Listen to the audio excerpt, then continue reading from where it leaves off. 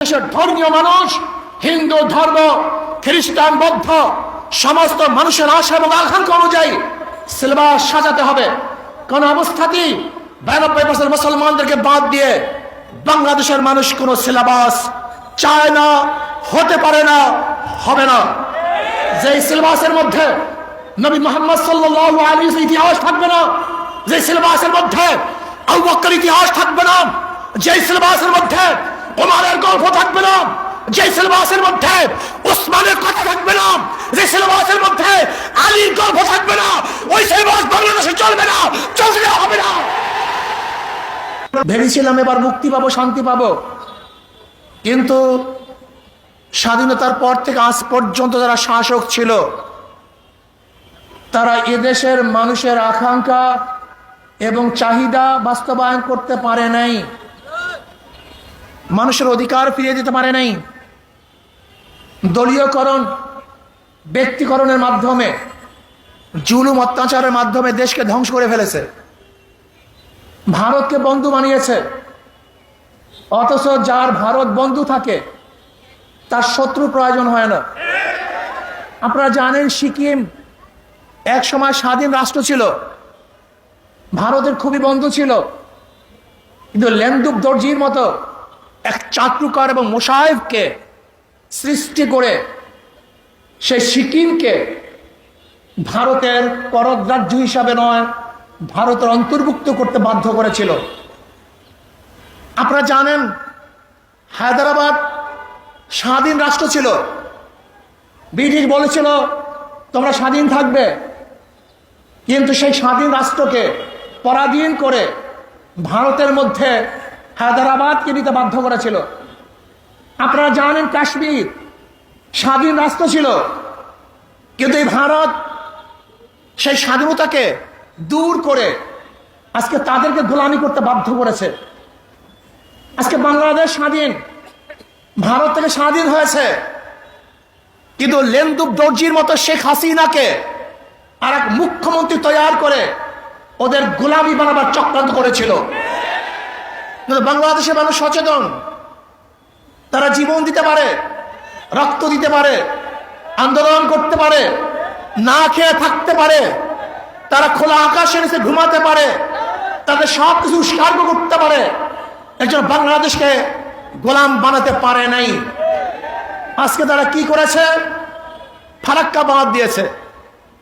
ফারাক্কা বাঁধের মাধ্যমে আপনারা জানেন এক সময় আমাদের বাংলাদেশ কৃষি নির্ভরশীল দেশ ছিল, পানি ব্যতীত ফসল করা যাইত না।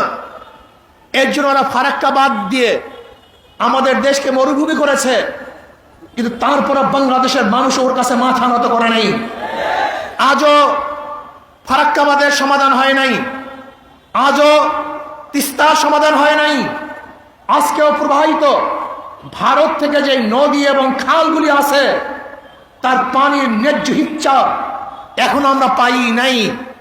ওদের পানির দরকার নাই, ওরা প্রতি বছর আমাদেরকে পানি দিয়ে মারা চক্রান্ত করে। এবার বাংলাদেশের প্রত্যেকটা মানুষকে ঐক্যবদ্ধ হতে হবে।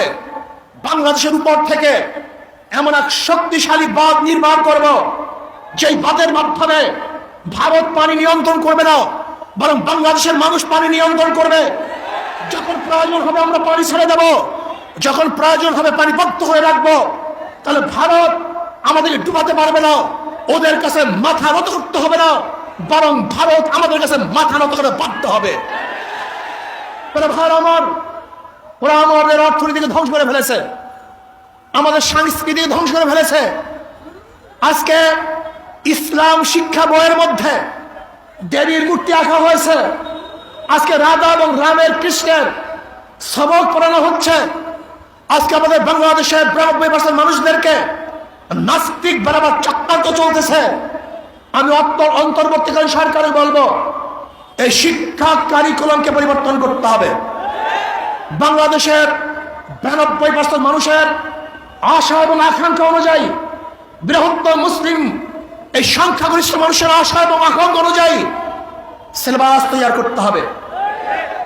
আমি বলবো কবির চৌধুরী স্বঘোষিত নাস্তিকদের নিয়ে নাস্তিককে নিয়ে যে শিক্ষা কমিশন গঠন করা হয়েছিল 2010 সালে, সেই শিক্ষা কমিশন পরিবর্তন করে আলেম ওলামা জ্ঞানী মানুষের মাধ্যমে শিক্ষা কমিশন গঠন করে এদেশের মানুষ এদেশের মুসলমান, এদেশের ধর্মীয় মানুষ, হিন্দু ধর্ম, খ্রিস্টান, বৌদ্ধ সমস্ত মানুষের আশা এবং আকাঙ্ক্ষা অনুযায়ী সিলেবাস সাজাতে হবে।